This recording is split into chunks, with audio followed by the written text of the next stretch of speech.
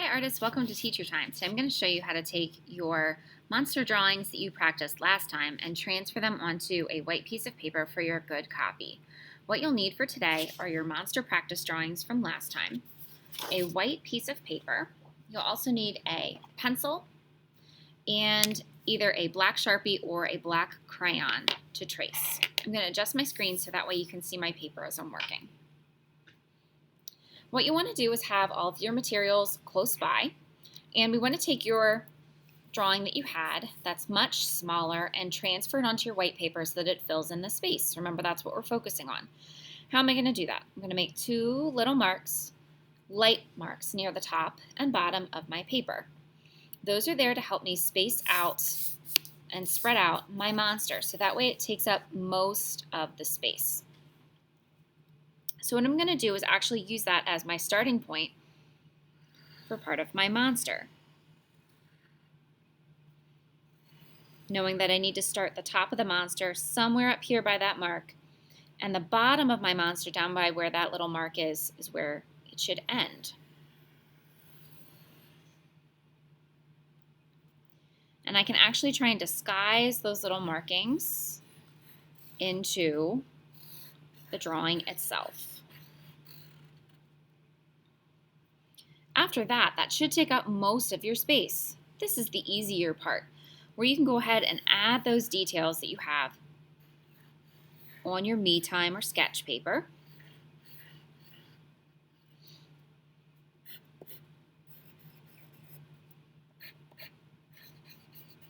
Making sure to add all the details that you had on your sketch. Now your monster should really start to be taking shape and filling in a lot of your space.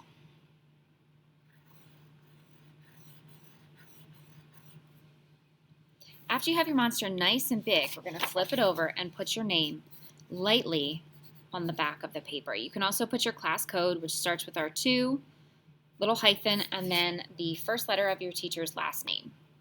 From there, we're going to trace in black. So you can either use a black Sharpie or your black crayon.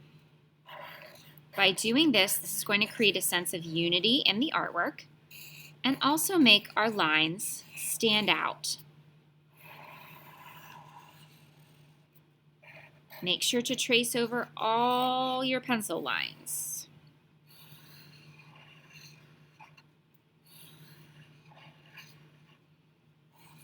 As you start to do this, you'll see the pencil get hidden or disguise, and you'll end up with your black lines.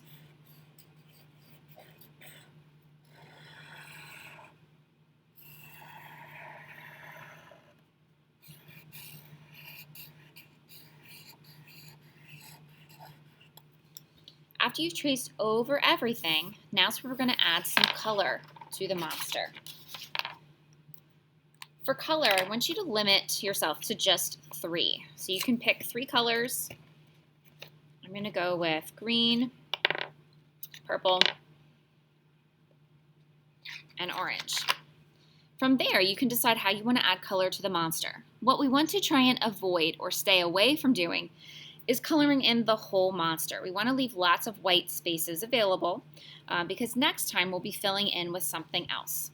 So how can I make this monster more interesting? Well, maybe I'm going to add stripes.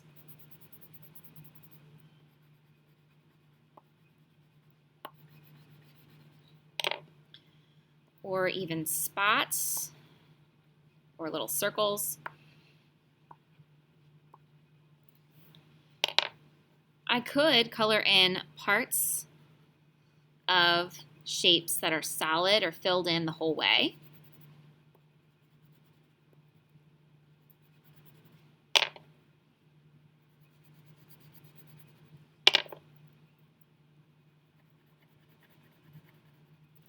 I could even add what looks like texture to make it look like the monster's fuzzy or furry.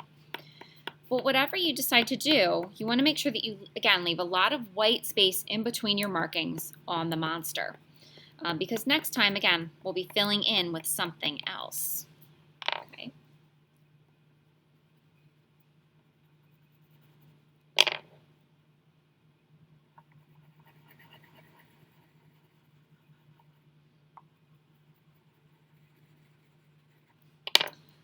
All right, so there you have it. A monster on a good copy that takes up most of your space, traced with black, and also added some color as well. Hold on to this good copy. Make sure you take good care of it. Tuck it inside your art portfolio because next time we'll be adding on to those spaces that are still white. Remember, just add color and designs to the inside of your monster. Keep the space around the monster empty or white for right now. Enjoy creating your monster today.